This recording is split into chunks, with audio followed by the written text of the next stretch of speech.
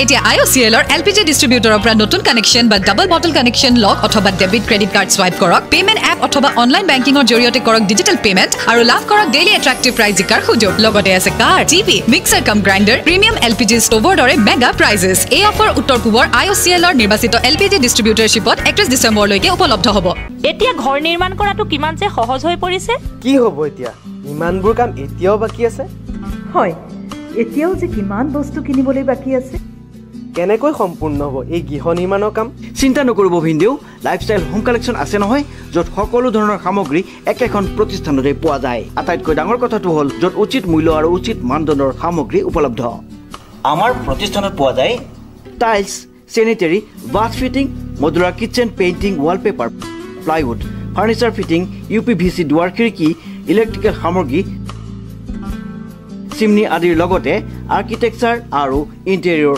সুবিধাও গোটেই মিস্ত্ৰীও তাতে পাব আপোনাৰ সপোন সফল হোৱাৰ একমাত্ৰ প্ৰতিষ্ঠান লাইফষ্টাইল হোম কালেকশ্যনত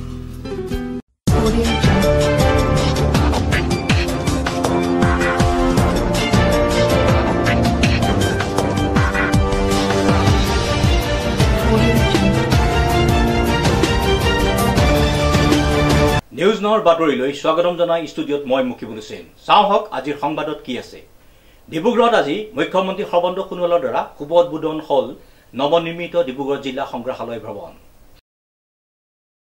দীৰ্ঘদিন ধৰি ডিব্ৰুগড় জিলা পুথিভঁৰাল ভৱনত অস্থায়ীভাৱে থকাৰ পাছত অৱশেষত আজি বহু প্ৰত্যাশিত ডিব্ৰুগড় জিলা সংগ্ৰহালয় শুভ উদ্বোধন কৰি দৰ্শনাৰ্থী ৰাইজৰ বাবে মুকলি কৰিলে ৰাজ্যৰ মুখ্যমন্ত্ৰী সৰ্বানন্দ সোণোৱালে ডিব্ৰুগড় জিলা পুথিভঁৰালৰ পিছ দিশত প্ৰায় 3,50 লাখ টকা ব্যয় সাপেক্ষে নিৰ্মাণ হোৱা ভৱনটো উদ্বোধন কৰি মুখ্যমন্ত্ৰী সৰ্বানন্দ সোণোৱালে সংবাদ মাধ্যমৰ আগত এনেদৰে কয়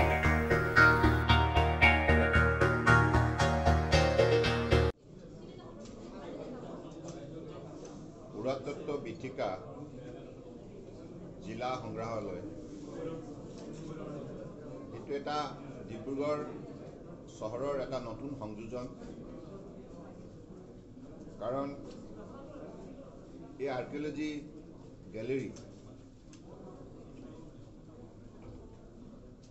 জিলাত সুন্দৰ ৰূপত নিৰ্মাণ কৰা হৈছে অত্যাধুনিক ধ্যান ধাৰণাৰে ইয়াত বিভিন্ন শতিকাৰ ভাস্কৰ্য শিল্প কলাসমূহ সংৰক্ষণ কৰা হৈছে গতিকে গুৱাহাটীৰ পাছতেই এইটো সৰ্ববৃহৎ সংগ্ৰহালয় হিচাপে এইটো প্ৰতিষ্ঠিত হৈছে গতিকে মই ভাবোঁ যে আমাৰ জনসাধাৰণৰ বাবে ছাত্ৰ ছাত্ৰীসকলৰ বাবে গৱেষকসকলৰ বাবেও এই সংগ্ৰহালয়ে এটা উল্লেখযোগ্য ভূমিকা পালন কৰিব আমাৰ বিভিন্ন শতিকাত আমাৰ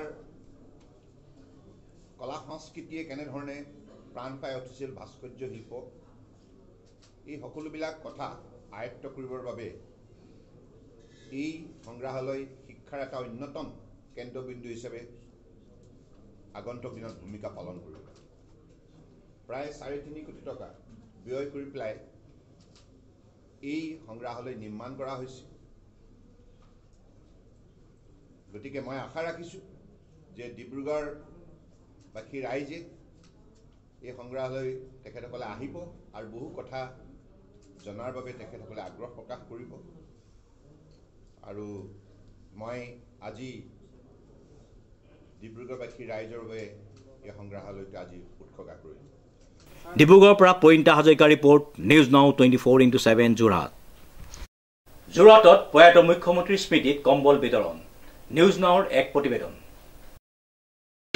যোৰহাটত প্ৰয়াত মুখ্যমন্ত্ৰীৰ স্মৃতিত কম্বল বিতৰণ স্বৰ্গীয় তৰুণ গগৈ ডাঙৰীয়াৰ স্মৃতি সুঁৱৰি যোৱা 21 নৱেম্বৰত হৰিজন কলনীৰ অগ্নিকাণ্ডত গৃহ হাৰা হোৱা পৰিয়ালক কম্বল বিতৰণ কৰে যোৰহাটৰ যুৱ কংগ্ৰেছী মৃগাংগজ্যোতি বৰুৱাৰ লগতে কেইবাজনো বন্ধুবৰ্গই প্ৰথমে প্ৰয়াত মুখ্যমন্ত্ৰীগৰাকীৰ ফটোৰ আগত বন্তি জ্বলাই শ্ৰদ্ধাঞ্জলি জ্ঞাপন কৰে তাৰ পাছতেই ভাৰতী উচ্চ বিদ্যালয় প্ৰাংগণত গৃহ হাৰা হোৱা পৰিয়ালক একোখনকৈ কম্বল বিতৰণ কৰে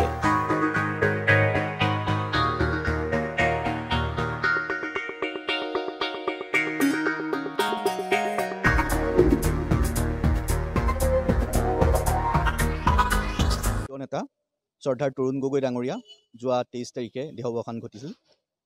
তেখেতৰ বিষয়ে আপোনাক সকলোৱে জানে, তেখেত প্ৰথম তেওঁৰ ৰাজনৈতিক জীৱন যোৰহাট পৌৰসভাৰ পৌৰ সদস্য হিচাপে আৰম্ভ কৰিছিল। সেই সময়ত তেখেতে যোৰহাট হৰিজন কলনীত তেখেতৰ বিভিন্ন সেৱা আগবঢ়াইছিল। তাৰ আগতেও তেখেতে যোৰহাটত যেতিয়া ছাত্ৰ অৱস্থাত তেওঁৰ সামাজিক জীৱন আৰম্ভ কৰিছিল, সেই সময়তো তেখেতে যোৰহাট হৰিজন কলনীৰ লগত জড়িত আছিল। আৰু এই ঘটনাটোৰ লগত আমি যোৱা 21 তাৰিখে যোৰহাট হৰিজন কলনীত এটা দুৰ্ভাগ্যজনক ঘটনা হ'ল। সেই ঘটনাত আপোনাৰ অগ্নিকাণ্ডত প্ৰায় ইয়াৰ 15 ঘৰ ব্যক্তি অগ্নিকাণ্ডত ক্ষতিগ্ৰস্ত হৈছিল। আৰু যোৱা 23 তাৰিখে আমাৰ প্ৰিয় নেতাগৰাকীয়ে দেহাৱসান ঘটিল। আজি এই প্ৰিয় নেতাগৰাকীৰ স্মৃতিতে আমি ইয়াৰ যি ক্ষতিগ্ৰস্ত পৰিয়ালসমূহক মই আৰু আমাৰ এই প্ৰাক্তন পৌৰ সদস্য তথা এই অঞ্চলৰ বিভিন্ন ব্যক্তিসকলে আহি সামান্যতম কিছু তেওঁলোকক ঠাণ্ডাৰ কিছু গৰম কাপোৰ বিতৰণ কৰিবৰ বাবে আজি ইয়াত উপস্থিত হৈছোহি। লগতে আমাৰ প্ৰিয় নেতাগৰাকীক ইয়াত আমি স্মৃতিচাৰণ কৰিছোঁ। যোৰহাটৰ পৰা Kankanjyoti Sharma report, news now 24/7। ডিব্ৰুগড়ৰ বিশিষ্ট ব্যৱসায়ী সমাজকৰ্মী ডিম্বেশ্বৰ হাজৰিকাৰ ব্যক্তিগত প্ৰচেষ্টাৰে মৰাণৰ সমীপৰ জকাই ঐতিহাসিক শ্ৰী শ্ৰী গৰখীয়া থানৰ গৃহ নিৰ্মাণৰ প্ৰশংসনীয় পদক্ষেপ। ডিব্ৰুগড়ৰ ঐতিহাসিক থানসমূহৰ ভিতৰত অন্যতম হৈছে জকাই শ্ৰী শ্ৰী গৰখীয়া থান। প্ৰায় 1955 চনতে স্থাপিত এই থানখনিতে প্ৰত্যেক বছৰে স্থানীয় ৰাইজে প্ৰতিষ্ঠা দিৱস পালন কৰি আহিছে। এই থানখনিৰ উন্নতিৰ কাৰণে ডিব্ৰুগড়ৰ বিশিষ্ট ব্যৱসায়ী সমাজকৰ্মী ডিম্বেশ্বৰ হাজৰিকাই হাতত লৈছে এক প্ৰশংসনীয় পদক্ষেপ। প্ৰায় 20 লাখ টকাৰ ব্যয় সাপেক্ষে এক আটকধুনীয়া থানগৃহ নিৰ্মাণ কৰি এক পৰ্যটন ক্ষেত্ৰৰূপে গঢ়ি তোলাৰ মানসিকতাৰে আজি মাংগলিক অনুষ্ঠানেৰে থানগৃহ নিৰ্মাণৰ আধাৰশিলা স্থাপন কৰে। ডিব্ৰুগড় উন্নয়ন প্ৰাধিকৰণৰ অধ্যক্ষ অসীম হাজৰিকাই বৃক্ষৰোপণ কৰি আৰম্ভ কৰা অনুষ্ঠানত স্থানীয় বহু ভক্তপ্ৰাণ ৰাইজ উপস্থিত থাকে। ইয়াতে যিখন এই থান শ্ৰীকৃষ্ণ গৰখীয়া থান, ইয়াতে এটা ঐতিহাসিক দিনৰ পৰা ইয়াতে পূজাপাঠ চলি আছে। আৰু ইয়াৰ যিটো প্ৰাকৃতিক পৰিৱেশৰ আৰু লগতে এখন নদী, এফালে ৰিজাৰ্ভ ফৰেষ্ট, গোটেই কথাখিনিৰ প্ৰতি আমি লক্ষ্য ৰাখি ইয়াৰ যিটো আৰু সাত্বিক যিটো পৰিৱেশ, ইয়াৰ যিটো আধ্যাত্মিকতা, ইয়াৰ থানখনৰ যিটো আধ্যাত্মিকতা, আগৰ পৰা ইয়াত যি ধৰণে সমাজ এই ওচৰ পাজৰৰ যিখিনি সমাজে এইখিনি ইয়াৰ থানখনৰ ওপৰত আস্থা ৰাখিছে, গতিকে এই গোটেই কথাখিনিৰ প্ৰতি লক্ষ্য ৰাখি আমি ইয়াতে এটা থানখন এটা নতুন ৰূপ দিয়াৰ বাবে এটা আমি চেষ্টা কৰিছোঁ। শ্ৰী শ্ৰী গৰখীয়া থান জকাই এই খুব ঐতিহাসিক এটা বিশ্বাসযোগ্য, সকলোৱে বিশ্বাসৰে ইয়াতে আহে। আৰু প্ৰতি বছৰে তেওঁলোকে এটা প্ৰতিষ্ঠা দিৱস পাতে, সকলো ৰাইজে আহে। এই প্ৰতিষ্ঠা দিৱসৰে যি মন্দিৰ, এই থানটোক আজি যুৱ ব্যৱসায়ী তথা প্ৰতিষ্ঠিত ডিম্বেশ্বৰ হাজৰিকাই নিজৰ নেতৃত্বত এটা আজি যি মন্দিৰটো নৱৰূপ দিবৰ কাৰণে আহিছে। আৰু স্থানীয় ৰাইজৰ সহযোগত, স্থানীয় ৰাইজৰ সকলো পৰামৰ্শত আৰু এই প্ৰাকৃতিক এটা সুন্দৰ পৰিৱেশৰ মাজত এনে এটা মন্দিৰ গঢ়ি উঠিলে নিশ্চিতভাৱে আমাৰ বহু দৰ্শনাৰ্থী আহিব। আৰু ইয়াতে এখন আমাৰ এৰাহতী আছে, দিহিঙৰ এৰাহতী। এই এৰাহতীখন আমি সুন্দৰভাৱে সজাবৰ কাৰণে আমি এতিয়া চৰকাৰৰ তৰফৰ পৰা আমি চেষ্টা কৰি আছোঁ। গতিকে আগন্তুক দিনত আমাৰ ডিব্ৰুগড় যি আমাৰ মাষ্টাৰ প্লেন আছে, আৰু এই মাষ্টাৰ প্লেনৰ যোগেদি আমি ইয়াক সাঙুৰি লৈছোঁ। আৰু ভৱিষ্যতৰ দিনত এই অঞ্চলটো যাতে আমি পৰ্যটক ৰূপে, স্থলীৰূপে গঢ়ি উঠিব পাৰোঁ, তাৰ কাৰণে চিন্তা কৰিছোঁ। ডিব্ৰুগড়ৰ পৰা ৰাজু মিশ্ৰৰ ৰিপৰ্ট, নিউজ নাও 24/7। মৰাণত খাদ্য যোগান মন্ত্ৰী ফণীভূষণ চৌধুৰীক থকা সৰকা কৰিলে দলীয় তৃণমূল কৰ্মীয়ে। খাদ্য যোগান মন্ত্ৰী ফণীভূষণ চৌধুৰীক প্ৰশ্নবাণেৰে থকা সৰকা কৰিলে মামৰা বিধানসভা সমষ্টিৰ তৃণমূল পৰ্যায়ৰ দলীয় কৰ্মীয়ে।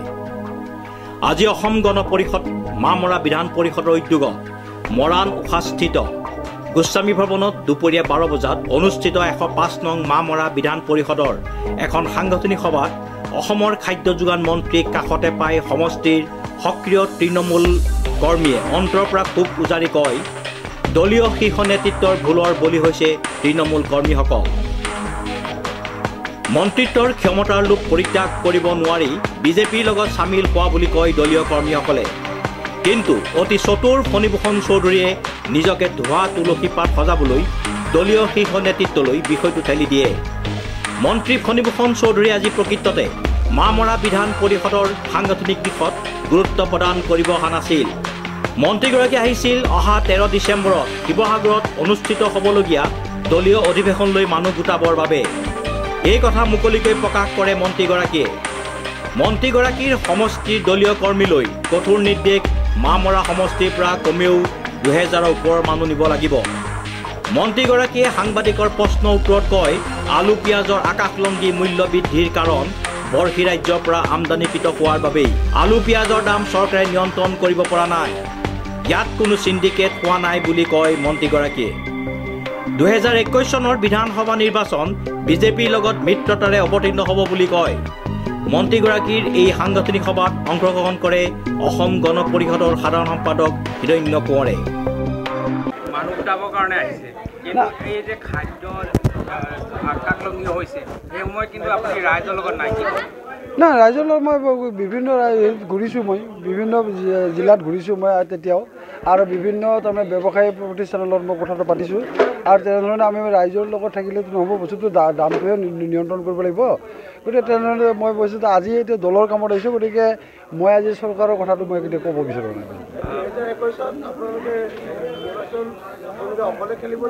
না না না আমাৰ এতিয়া বস্তু সিদ্ধান্ত আছে যে আমি মিত্ৰতাৰ লগত কৰি ভাৰতীয় জনতা পাৰ্টীৰ লগত লগ লাগি আমি ইলেকশ্যন খেলিম। আজি তৃণমূল কৰ্মীসকলে আক্ষেপ কৰিছে আপোনালোকে স্বাৰ্থৰ কাৰণে এবাৰ আপোনালোকে পদত্যাগ কৰিছিলে, দলৰ পৰা আঁতৰি আহিছিলে। না না আক্ষেপ কৰা নাই, ইয়াতে আমাৰ মাজত সমালোচনা হৈছে, আমাৰ মাজত বিশ্লেষণ হৈছে, আলোচনা হৈছে, আৰু আলোচনা হৈ কেনেধৰণে আমাৰ দলটো শক্তিশালী কৰিব পাৰে তাৰ কথাটোহে আলোচনা হৈছে। কোনো ধৰণৰ ইয়াতে তাৰমানে তেওঁলোকে আক্ষেপ কৰা নাই কথাটো। নাই 80 টকাৰ ওপৰত নাই আচলতে, নাই নাই সেইটো কমিছিল, কিন্তু আকৌ পানী বৰষুণ হোৱাৰ কাৰণে আকৌ নষ্ট হৈছে। এতিয়া কথাটো মই আপোনাক মূল কথাটো কৈছোঁ যে আলু আৰু পিঁয়াজ আমি স্বাৱলম্বী নহয়। আলু পিঁয়াজৰ ক্ষেত্ৰত আমি বহিৰাজ্যৰ পৰা নিৰ্ভৰ কৰিব লাগে। যেতিয়া বহিৰাজ্যৰ এই দাম বাঢ়ে গতিকে ডেফিনেটলি আমাৰ ইয়াতো দাম বাঢ়িব। এইকাৰণে দাম বাঢ়িব, ধৰি লওক 1 কেজি পিঁয়াজ আজিৰ দিনটো যদি 1 কেজি পিঁয়াজ ডিব্ৰুগড়লৈকে লৈ অনা হয় 8 টকা খৰচ পৰে।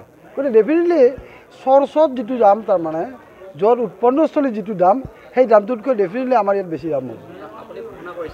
না না না এইটো দি থকা হৈছিল, আমি 6000 মেট্ৰিক টনৰ দিছোঁ, সেইটো আহিছিল, এইটো শেষ হৈছিল।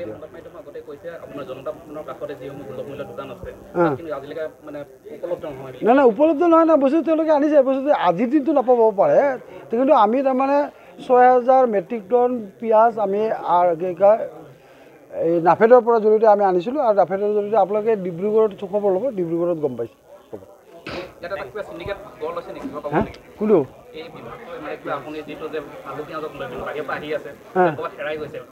কোনটো কোনো নেহেৰা, ইয়াৰ কোনো চিণ্ডিকেট নাই, চিণ্ডিকেট হোৱা নাই দেই এইটো বস্তুতে। নাই নতুন দলৰ শুভেচ্ছা আছে তেওঁলোকৰ প্ৰতি।